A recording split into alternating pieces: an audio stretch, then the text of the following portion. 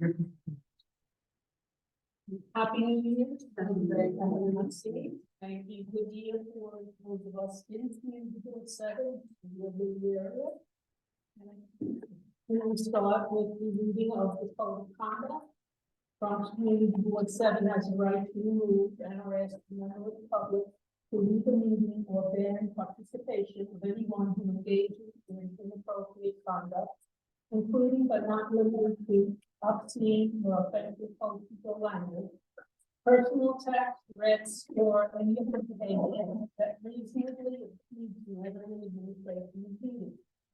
The board, executive committee, and your other strong committees will be monitored adoption and your behavior and daily offender for an amount of time determined by the committee.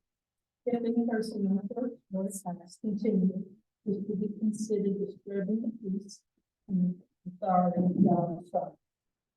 Okay, now, since this is the first meeting of the new year, we will be going back to how we operated this committee prior to COVID. And that was the executive committee meeting, which we used as a business meeting to get ready for next week's general meeting. So what we did was to discuss any motions we had and what the committees were going to report at that meeting. Since it is a business meeting, we always follow the fact that only the community board people could speak at the meeting. The public was always welcome, but if they had questions or wanted to make a comment, they were not allowed to at this particular meeting. They have the opportunity at committee meetings and next Tuesday evening to address the board at the public session. So, as of tonight, consider this the way we will be going in the future with the executive committee. All right, so we're going to check the attendance round. Barbara Strong is here. Yahira Arias here. Chad Royer. Ian Hill, I have absent on the stream. Betty Arson present. Eric Asensio. Michelle Avila. Rose Acosta is out. Samantha Sabato. And Ted Green. Everybody did not sign in.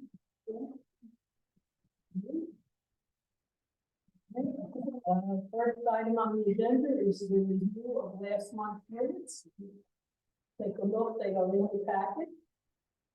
And spend a couple of minutes just going through everything.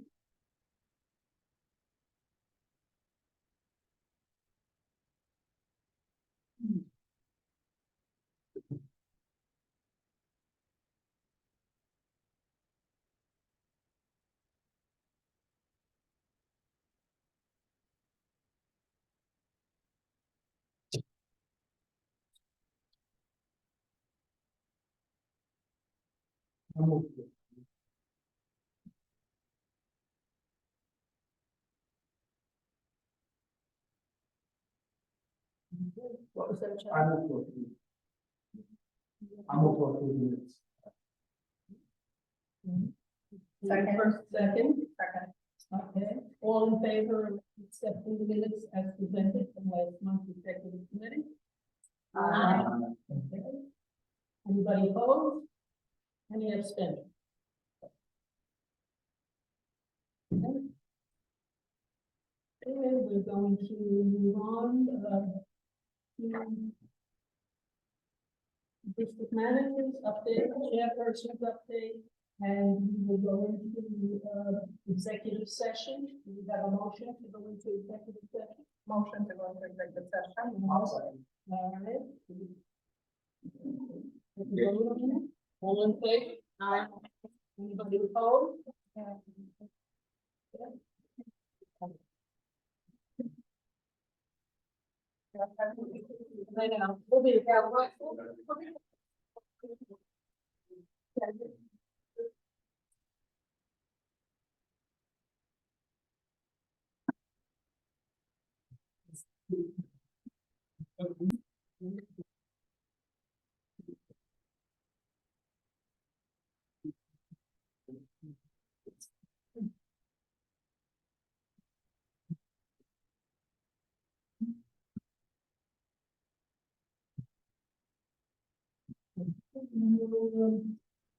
Ask for a motion. Would someone like to give us a motion regarding this? Just motion before the calendar, the full motion. Yes. Good. And Commissioner Lee? Thank you. Yeah.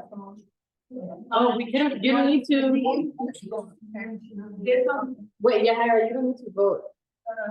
No, No, there's no vote. no, there's no, No, oh, no. no, She sent it to It's just the. a friend. to the, yeah, Oh, Mhm. yes. All right, so we'll move on to talks. Mostly. As you know, the mayor has been coming back from the agencies within the city of New York, and of course, the Parks Department.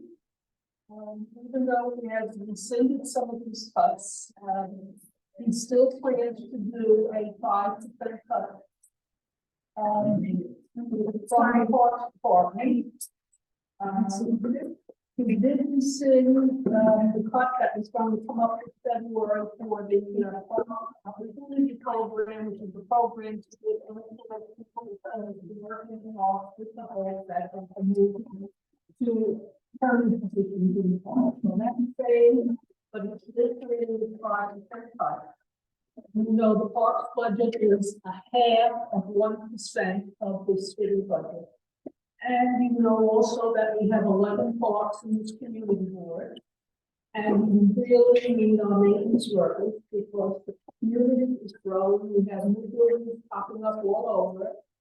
And the feeling is that we should not cut the parks department in New York where he has in the past. So the motion is to send a letter to Mayor Adams, to our council people, Dina Sanchez and police, to request no cuts be made to the New York City Department of Parks and Recreation budget. All right, do we have a second? All right, any discussion? Yeah, can we go ahead and second? Go ahead. So I would propose a friendly amendment that outlines the emergency for the private example and then in the environment. Because right now they're negotiating the FY 2024. So I would say to stay for this year FY 2024 and then I can negotiate FY 2025. 24 and 25. Any other? I would also propose, that we address the letter to the Bronx Borough President Office as well. She can be very influential with The borough president's office receives all of the letters that go out from the community board. Well, the only reason I bring that up, on a separate matter, they had mentioned it's good to let the office know. I mean, it's just a thought that I'm going to share. Yeah, no, so they've received all of our correspondence. Okay, Mhm. okay. So did you want that the letter actually indicates the borough president, or is it okay that the letter just, going to the borough? Well, if they get it, then. She doesn't actually vote on what is appropriate. Just go to the park commissioner automatically too? Yeah. What you said, yeah. Part of it. Mhm. Anything else? Okay, are we ready to go? For the motion, we read that we send a letter to the mayor. Council members, Dinwiddie, Sanchez, and to request that no cuts be made to the New York City Department of Parks and Recreation budget in 2024 and 2025. Okay, that would be the addition.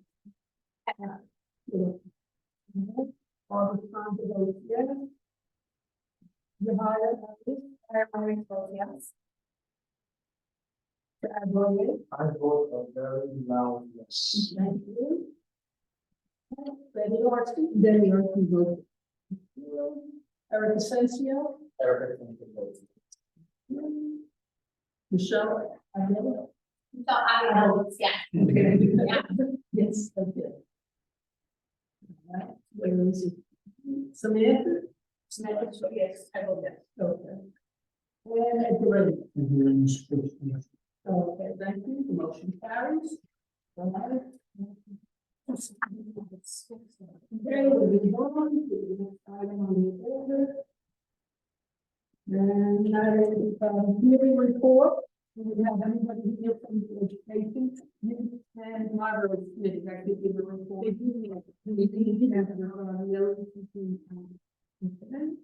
Environment and sanitation, Betty? We met on, January 2nd there, and, we had a forum, it was very surprised, I think so. Just the one thing that I wanted to mention is there's something called the sanitation, Trash Academy, that I'd like to encourage people to, apply for. It's a 10-week, 10-session educational series designed to teach people about how to create a cleaner, healthier, and more sustainable series. It's in the minutes, it's a link, it's free, most of it is virtual, learn everything you can about trash. And you know, how it's being, or how the city is trying to try to address many of the issues. So I think I'd like to encourage everyone to apply for that, you know, for that. The other thing is, Fordham has received a $50 million grant, the federal grant for environmental justice project. We had a couple of questions that I wanted to just ask. Can the community board apply for a grant?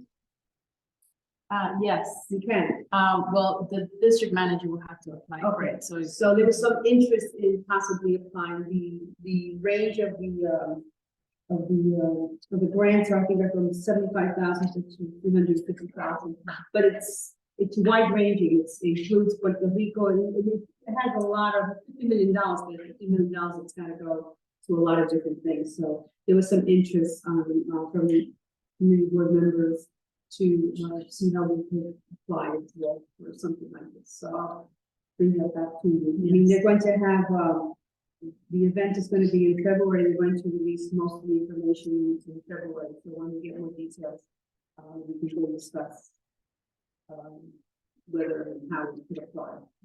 Okay. Anything else? No, I'm going to.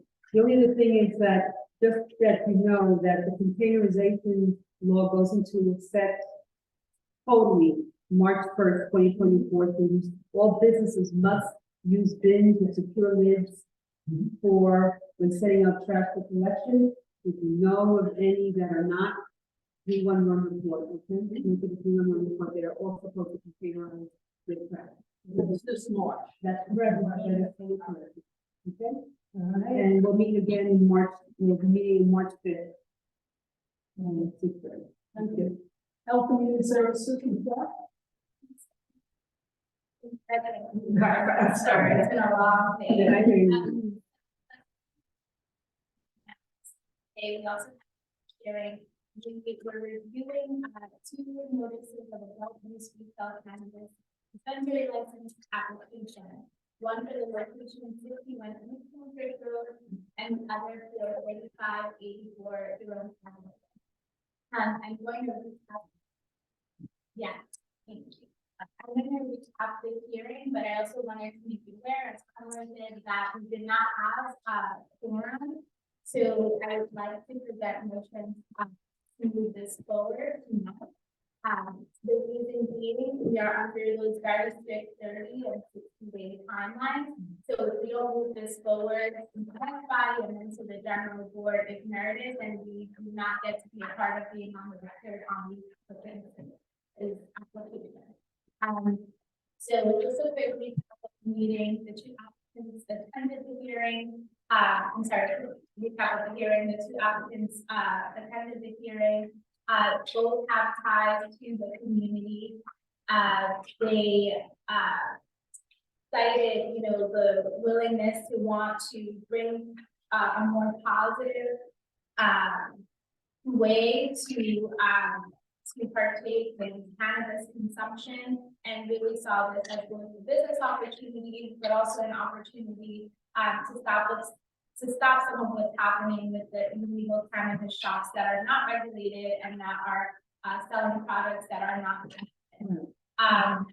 And one of them also cited, the intention behind the marijuana, the MRTA Taxation Act that the state passed last year was to work with really justice impacted individuals, to involve them in these business opportunities. So just some quick highlights from the hearing. We had a member of the public ask if they're going to be testing the products for fentanyl. One of the applicants explained that because we're doing this to the formal regulatory process, they have to make sure that all of their product is tested and coming from store from growers that are testing the product and making sure that it is safe for consumption. The member of the public also asked if they would put a stamp saying that there's no fentanyl in the cannabis products. And the applicant said they would be happy to put some information like this product is fentanyl free or something on the pamphlet. We had another member ask if they would unionize the labor force. And one of the applicants said that they would need to go back to the larger cooperation that they're involved with, the larger board, to be able to see them. We had another member of the public suggest that they name some of their products, some of their products, names that are important, like historical sites in the community. And one of the applicants said if that is important to the community board and the community, they would be open to doing that. So another question was, what drew you to choose the location? And both applicants noted proximity to business, to the current businesses that they have businesses in this. Another member asked what we are considering primarily is the location of these proposed sites, right? And in the packages that we reviewed last meeting, and then you should have received via email, there are some very strict requirements from the Office of Management about how close they can be to specifically schools. It's 500 feet, and for houses of worship, it's 200 feet. So we asked what tools they used to ensure that they were meeting the requirements. One said an app called 64 Square, and the other said that they received consultation from a property lawyer and an application by the broker. So that was the public hearing portion. As we moved into the committee meeting, the committee entered discussion on both applicants. I can share, so for 61 East Kingsbridge Road, Carla should have, you have it in front of you, right? Thank you. So the committee, obviously the board also has to do their due diligence in terms of checking the location and the proximity to other locations of concern. So the board, the office did note that the 61 East Kingsbridge location, it is maybe from entrance to entrance, it is about 500 feet, but not to the school grounds. It's about 200. 250, thank you. So this is also the school that we just held our general board meeting that said that there was a lot of illegal drug use that was negatively impacting school operations. And so for that reason, the committee's opinion, again, not a vote, was that this location would not be appropriate for the cannabis retail dispensary. Any questions on this application? Yeah, so the 61 East. Yeah. Okay. You're saying that is, it's not within the, I'm looking at the map. You can't even see what this is. This is the school, and then is this the location? So it's less than 250. So the red dot is the school. Right. And then the other dot is 61 East Kingsbridge Road. So we presume, because we did ask what tools they use, and they said that they use the tool that verified that there are, meeting the requirements of 500 feet. So we presume that they are doing it from the entrance on East Kingsbridge to the entrance on Grand Concourse, Right. which is over 500 feet. That's fact. However, the school grounds, right, begin Right. one block Right. over, and that school, we've all been in it, is a big school and Got takes up a block. Makes sense. There is an entrance on Preston Avenue. We don't know if the entrance is used, but, you know, as we all know, school communities, parents, kids are traveling up and down that block to get there. So the committee felt that that was not appropriate, given that distance and the problems that were cited by the school staff during our last, general board meeting. I think we have to emphasize that problem. Definitely.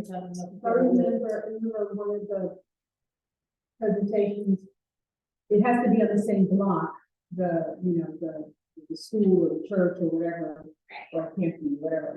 Even if it's around the corner, because your case is saying that the property actually school, actually goes. It's too close for comfort. Absolutely. Not even, I couldn't even a whole block. Yeah, you're right, no, it is, no. So, and I'll just add that, the regulation or what the Office of Cannabis Management is doing, they're putting out this regulation. However, this is the first time we're doing this, right? So, you know, maybe with feedback, they'll expand the definition of school grounds. Maybe right now it's just very technical, entrance to entrance, which is what the Office of Cannabis Management had shared with us. So, you know, that's just to say that that's the kind of feedback that we can give them, that schools are not just an entrance, schools use multiple entrance, and schools also have places that they use for recess outside, you know, so maybe that should be considered. But for that reason, and for the reason that we know that there is a really big illegal problem in that location, the main sentiments were that this would not be a appropriate location. I grew up in the neighborhood. You know, the old stores that used to be there, the ones that are not. Pizza, Star Draw. I mean, super associated with the ownership. That location is in close proximity to what this is clearly too close to 246, especially when they're going to record saying the issues that they have. The other thing, Kingsbridge is a commercial district, but it's also home to thousands of residents who still live there. I'll be honest with you folks. I'm not liking it. What I would like to say, I would like to find anyone that say that they're going to go forward with a project like this. What is the other side? How fast are we going to scrutinize the other businesses that are out of compliance in order to make a difference? So in the information that was shared during the public hearing and when we started getting these applications, Carla worked really quickly to put together a fact sheet on how you can report to legal cannabis shops. So that information, like exactly what steps to take. I know she's also suggested folks send information and then log the complaints and send them to elected officials. I hear you, Chad, and 100%, but this is the legalization part is here. And so there's a case to be made that if we, you know, as we usher in the legalized shops, then they can shut down the shops that are selling product that is unregulated and divert, they kind of shift their resources into really addressing the problems. But it's the onus on us, the private citizens, to make the complaints to get the legal shops shut down. the onus is. I mean, it shouldn't, but just like everything in the community, you know, we do it because we care. We're here because we care, and so it's not that it's our responsibility. I know that Assembly members of Carl talked about it a couple meetings ago. I know that the governor is doing this, so we were on a call with the Office of Cannabis Management a couple weeks ago, and they said, you know, they want to do more enforcement, but they've been so caught up in setting up this whole licensing process. And initially, the law, as it was passed, did not give them the enforcement ability that they have now. And so they've also been working with the legislature to expand that. And then you have folks like some members of Carl that's doing additional work. So I agree with you wholeheartedly. It shouldn't just be up to us, but we do it because we care. And this is recreational, this This is just recreation. recreation. Yeah. Are there, on that one, are there illegal products? Oh, no, I'm just asking, because I know that eventually when there are applications coming before the board, that they can't be more than so many smoke shops. Yeah. There's one on the corner of Forest and Kingsford Road. Okay, fine, I'm not disputing, I'm just asking. Right, So so, that in the future, when one does go up as a legal shop, that we can't then put another shop. within feet a away. thousand, it's 1,000 feet, yes. I just want, but the fact that there's a legal one on that block is just as troubling as the fact that this one wants to go up, which would be great, but it's not, because it's too close to the school, so it's fine. And to the point that with the legal shops, the legalized shops, you're not allowed to have paraphernalia that is attracting young people. The plant, the marijuana plant, like it is regulated. The Office of Cannabis Management is attempting to make it something that it would be noticeable what is legal and what is not. Right. So again, the hope is that by legalizing some of these shops, that then they can also turn their energy and attention to shutting down the ones that are. Any other questions? So when the committee, it sounds like you voted down the blockade. So we couldn't vote because we didn't have a quorum, but our discussion was that generally the consensus was that we were not in favor of this location. And is that binding in any way? No, so I would like to have this body vote on this tonight. No, it will be, is it how much weight does that vote have? Sure, so, whether we are writing a letter of support or against, that becomes part of the record of the application that goes to the Office of Cannabis Management, and they look at the application in its entirety, so it's considered, but we are not approving or disapproving. A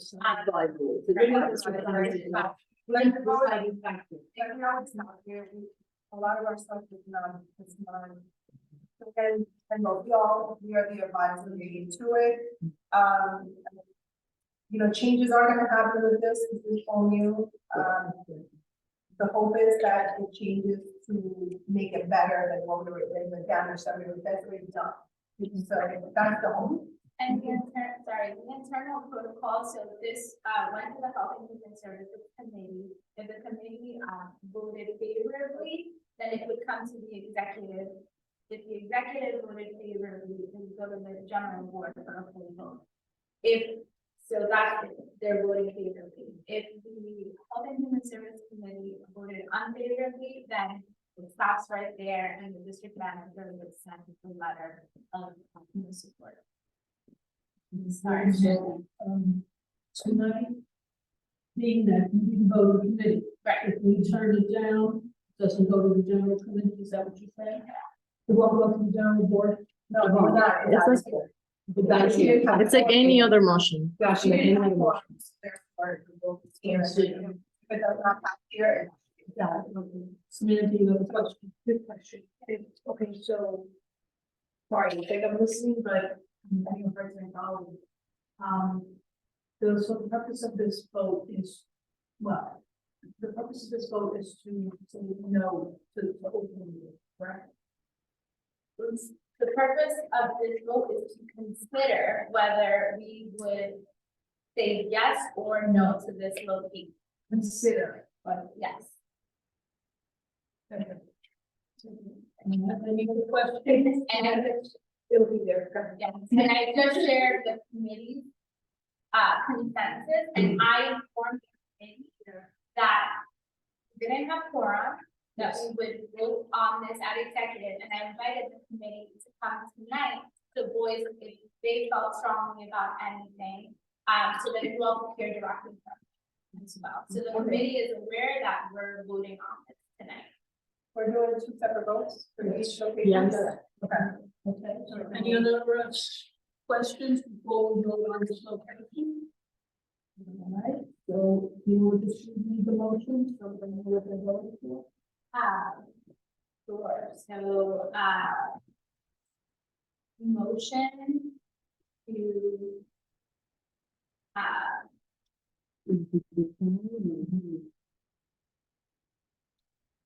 not support, Make it positive and then we vote no. The motion to support. Consider.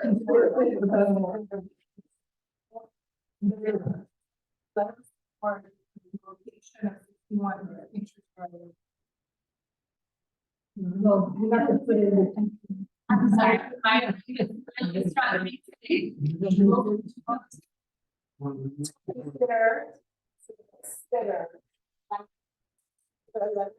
Support. For. Smoke stop. Is that me? Yeah. 61 East Queensbridge Road. The 61 East Queensbridge Road. For a.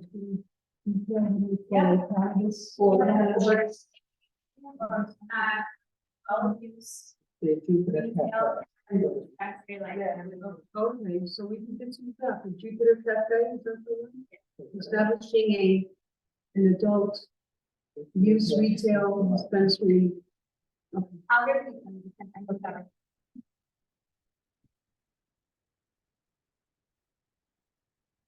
So this is a motion to consider a letter of support for the applicant at 51 East Kingsbridge Road, for an adult use cannabis dispensary license.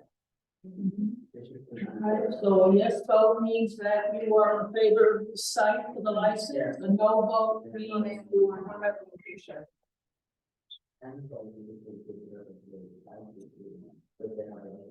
That's,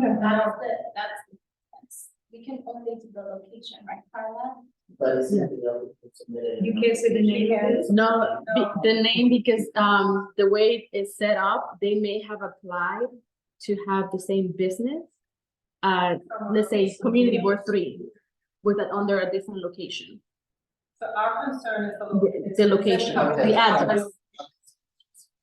The application that they submit doesn't have a name It and an has, address. so it has a business name, yes, but they could have used the same business name to apply at CV2, at CV3. Right, so we're It's saying cycle. the name and the address. No, so you're only advising on the location. Because by law, you On the prefer proposed the location, reputation yeah. of the- That's why for us, it's just the location. Mhm. They could apply maybe and find another location that Yes. is more appropriate. And at that point, we can be forward. Alright, are we ready to vote? There's Is there a second to the motion? Good, okay.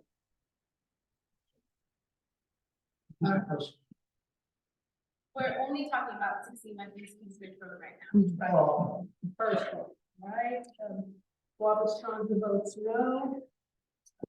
The higher Arias, Vote no. Chad Boyer, Allow Betty Arce.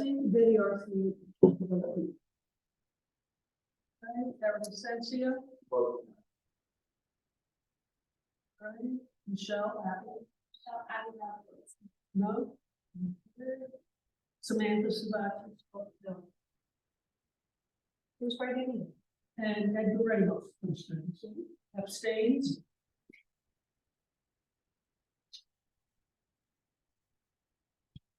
Want to note it? All right, we'll move on to the next site. Did that have? Did that not have? So I don't know. Right here, it's not the general. General meeting. Well, the letter will go out, right? Mhm. So the next was 3584. And that is Google Map visual that you all have in front of you. So it is right, the entrance is on the Roman Avenue. It meets the requirements in terms of being away from a school. The note that it is in some proximity of a church where the happens to be job. So the requirement is 200 feet. This is 272 feet. And so making folks aware of that. The other thing that came up at the meeting was that there is a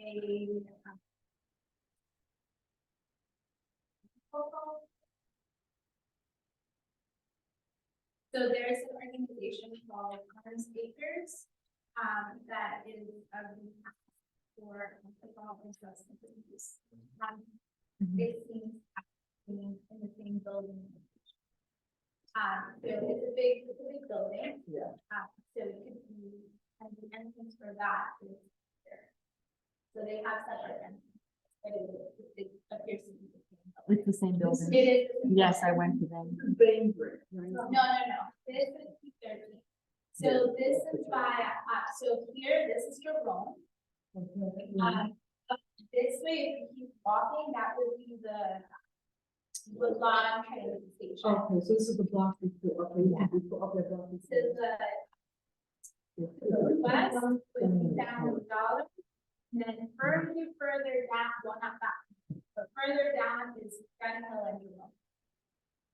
It's where that, I just walked around there today in the morning and there's also the above ground structure and landscaping where that, all of that construction is happening in the park. It's right there. Golf range there. Yes. It's Very close. So the committee considered factors, proximity to on-takers, as we talked about, and also and the Gospel Church. Again, I just want to note that it is meeting the official requirements. However, we did have one committee member, and again, I'm just articulating this because they said they wanted our committee to hear this. That voiced strong support for this site application, being that there's controlled substance abuse in some of it, that at least we're giving folks like a safe space to consume and to buy. Other folks thought that the area was not as trafficked as some other areas are, so that it might be better. But the committee, again, one committee member had strong support, others had some reservations. Did you measure the distance from the homeless shelter that is still?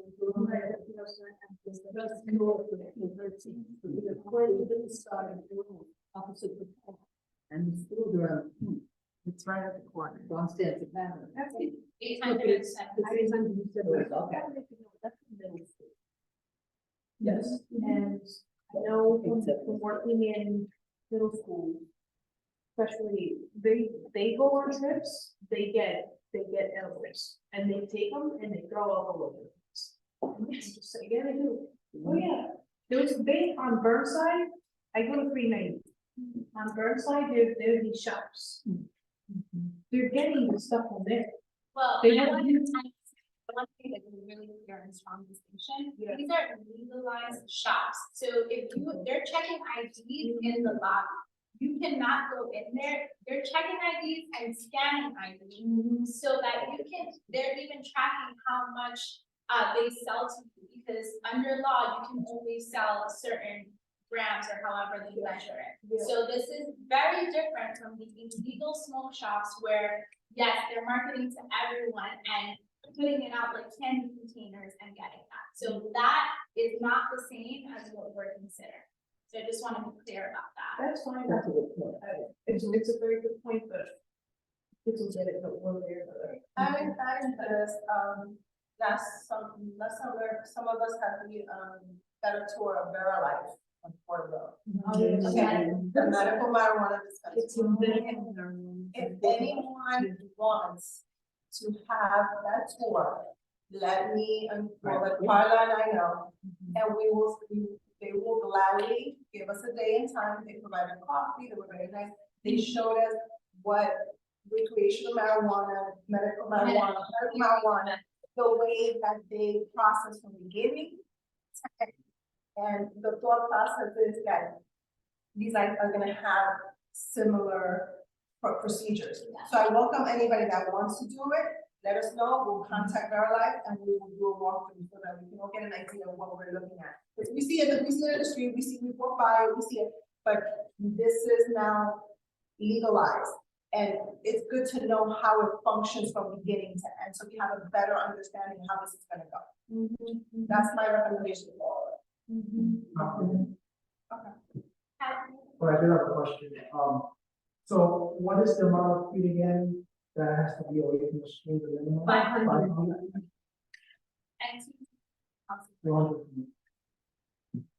No requirements regarding fall. no, And home use. no. It's right around the corner. No, it's right, they're right there, right in front of the other.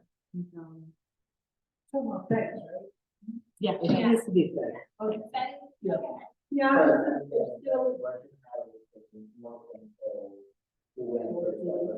Yes. They have security at the door. It's very controlled on how many steps put It's in like- the door. When we go to a club, the big party, they actually give. What's at the site right now? You know, Carla, what's at the site right What's at now? the site right now? 13. It's a building. East. 13. No, sorry. What is it?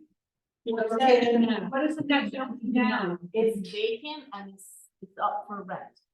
There used to be there used to be a doctor there. Let me look at my picture. Is that the one that Mayor Salamano? Yeah. That's his office, Salama, MD. Yes, yes, that's it. Mayor Salama, MD. So it's available for rent at the moment, so. So, you said that there's something else above, it's not vacant or it's vacant? It's only a one floor thing, yes. What's armed vacant then, where is that at? It's in the same building, but their entrance is on 213. So it's a multi-building, different entrances. Yes. On papers, you know, 213, this will be on On Jerome. Jerome Avenue, yes. Is there any issue with armed acres, do they know that this? I did go and notify. And what did they have any? Well, I spoke with the receptionist and she just took down my information. So, I would be curious to see. if they have, right, Yeah, if they have something to say, but I mean, you know, at this point, given how the state has really messed up this whole process and allowed the proliferation of all these illegal shops going on, you know, not wanting to turn down at least one legitimate smoke shop to start the process. You know, I mean, I'm kind of torn about that, but at the same time, I realize that, you know, we need to, we need one at least to plant their feet in our community at some point. It's gonna happen, so. and the illegal ones are being closed down, so they are being reported. It's just, you know, it's a very slow process. I do know there's, I think close to Fordham, there was High Flicks. It was closed down Highflix is no longer on the banner, so I think they're working to close all of the shops. And to Michelle's point, yeah, they do depend on the public, right? So they're not doing rounds to see, oh, where are the illegal shops? So they do depend on the public to report. And what they did was what the legal ones are doing, they put initially they had like, the windows all open, it's a little like a candy store. Now they have like these blacked out windows, very sedate, but it's still an illegal shop that needs to be closed down. Right, yes, and you can always report this to, you can always send me an email. Okay. I'll send you all the information that LCM requires, and then they look in the sheriff's department. So it's a whole team working on this. I wouldn't necessarily recommend that anybody goes to the illegal shops. There's agencies that get paid. They get paid to do this for the community. So sometimes I'm kind of like torn, but like I want to move it ahead at the same time. I'm feeling so, I did that one too. Right, it's getting right. The thing that it sounds like this would be a great location, but the fact that it's in the building, even though it's around the corner with armed acres, really concerns me a little. Will they be asked for any kind of feedback, not from us, but they get armed acres, or not?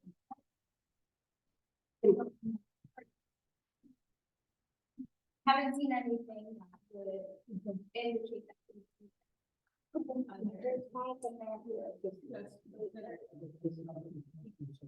You're showing two different addresses, right? You're showing the address on 213 as the business address, but you're seeing entrances on your own avenue. No. With the entrance being on your own avenue, isn't that the church? No, so what was on the address that has that there, that's the one that the applicant listed, which is 3584. So that's what they listed on their application. The other, the one on 213, that was to show where Morning Glory administrative. Okay. To see how, like, the Right. difference. And then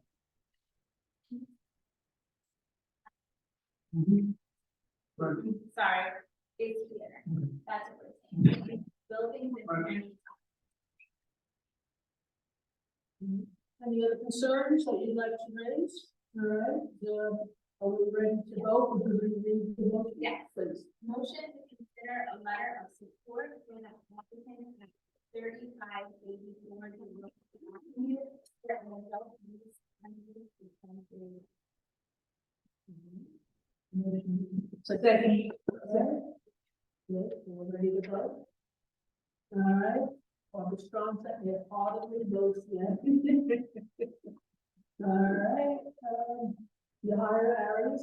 The hierarchical quickly pulls together.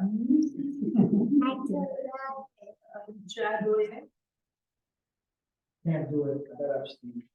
abstain.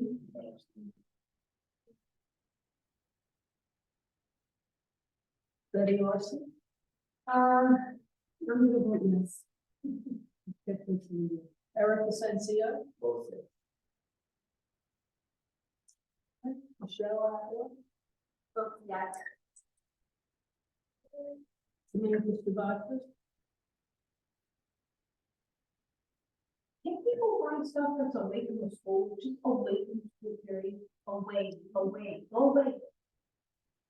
I'm abstaining. No, go away. Why do you come next to our school? No. Some things, yeah.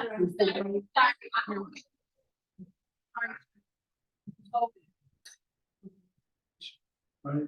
Option is to agree, disagree, or abstain. There's three options. It's not abstain or yes. Yeah. You can say no. You don't have to abstain. Abstain usually if there's a reason why you shouldn't be voting. No. No, it's not that. I just wanted to clarify. Then no. No, we're changing the vote. We're changing it to no. Thank you for that clarification. All right, and that's it, very much.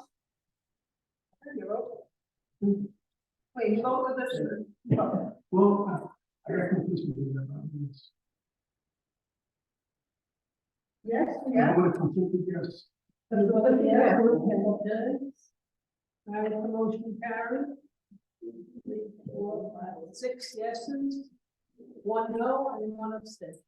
I'd like to be voted on this. Yes, Okay. Okay. on the letter. Your name will. It's gonna be both. Okay. Right, so we move the agenda then.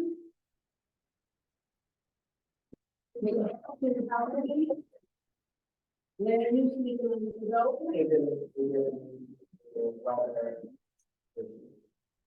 Right?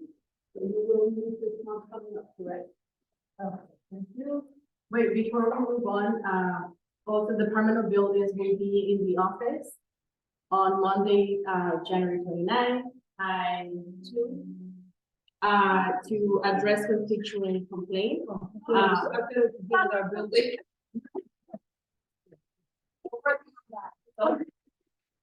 Yes. Yes. So, if you know anybody that's having any issues with their building, do make an appointment, it's by appointment only, because they want to come prepared to solve issues. And they'll also be there on Monday, February 12th, and Monday, February 26th, from 2 p.m. to 4 p.m. Will they handle, housing, tenant complaints? Yes, they will, everything, yes. They can also, they're also open to showing people how to use their, websites and different, all the different tools that they have. So. Good, thank you.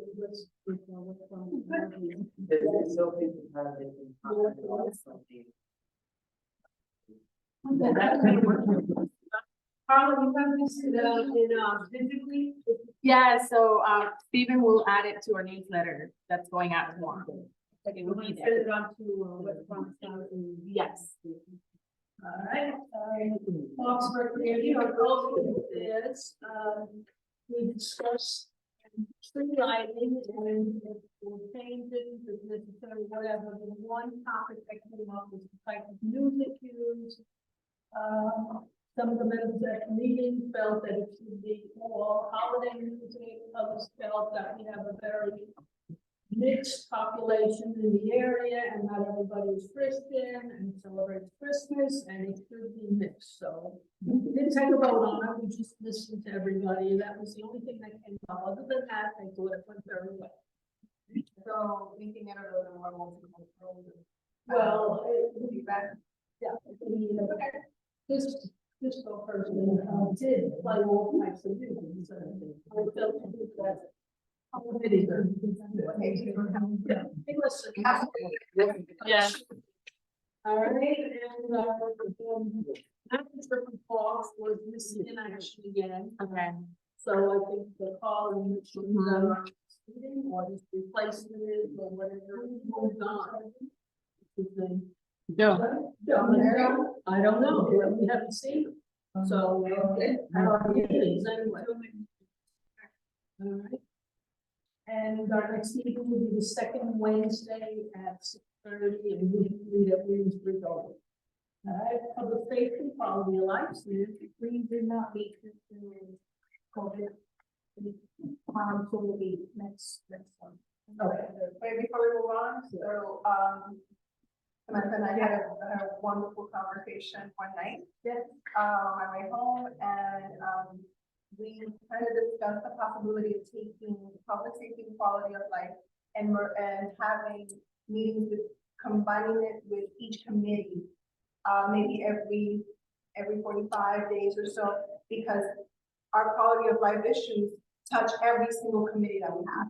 So the idea of taking public safety and quality of life and putting it in a joint meeting with all the other committees might be a better flow and might get more participation from everyone. So that's something to consider, to talk about and see how we can implement it a little bit more. Okay, so what you're saying is that we keep the committee, but each month they would be meeting with them. With someone else, just so that we can touch the public safety and quality of life with every committee.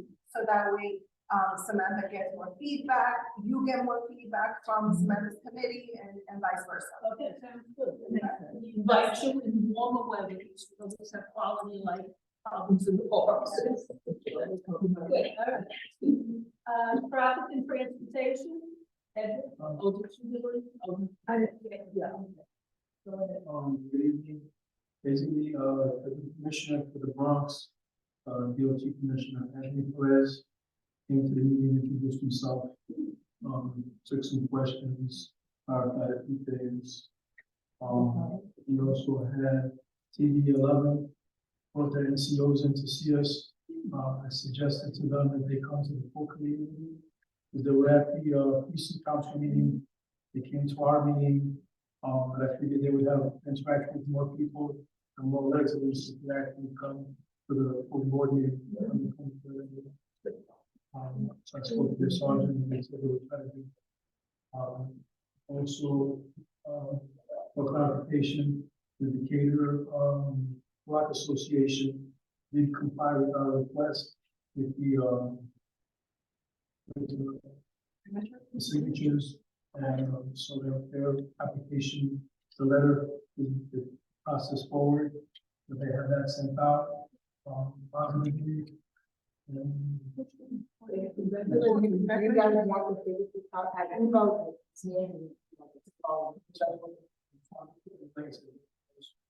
With the office clerical, as long as we got that, Yes. we appreciate that.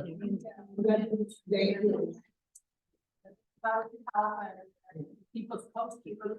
People back, come to the general. However, we can. We'll be there next week, so thank you. And You'll see, you'll definitely. Apply to be on the board.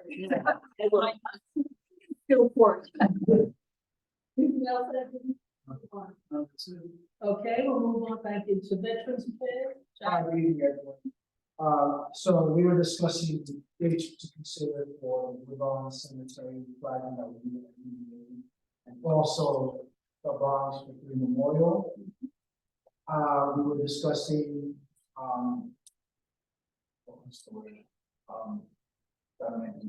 We were discussing things that we had, like the entity as recommendations for our city and state government, and what came up was the way the city could standardize trainings and processes so that veterans can be followed up on, so that they can get the services that they need. We realize that that's lacking citywide, statewide, agency-wide, etc. We're also hoping that we can get our guest speaker, our proposed guest speaker from the PBS to come. Good, thank you. All right, any new business that anyone would like to bring up that we haven't discussed tonight? Not sure. Okay. Okay. So, I've been speaking with Pastor Preston from the Bronx Historical Society, and we thought it was a good idea to invite board members to the Bronx Historical Society on Greenwich, so that folks who live, work, and play in the neighborhood have a first-hand account on Bronx history. He would like to set up a tour of some sort to invite members, and I wanted to give that to you as a suggestion. How we like to move forward with that. When you say a tour of the private houses that they Yes. know what they do there, or of the The actual house that they have there, it has a lot of artifacts and pictures and stories there. Sort of like a museum. Yeah. I'm very. I'm confused, there's a building right outside the old. Right. Is that what you're referring to, or going up Bainbridge, I believe they own 1 or 2 private houses, which they call their library, and you can go there and get information about different buildings and all. It's the white one. The Valerian one. I get there. Valerian, which makes more sense because I think it's in the office, kind of small, so if you get a tour, you better do it in the actual Valerian house. Okay. Yeah, makes sense. I mean, you can find. Yeah, that would be very good. Yeah. You know, we send us to you. It's just in there. Just have to go and get a date and. Saturday morning or whatever, people are there.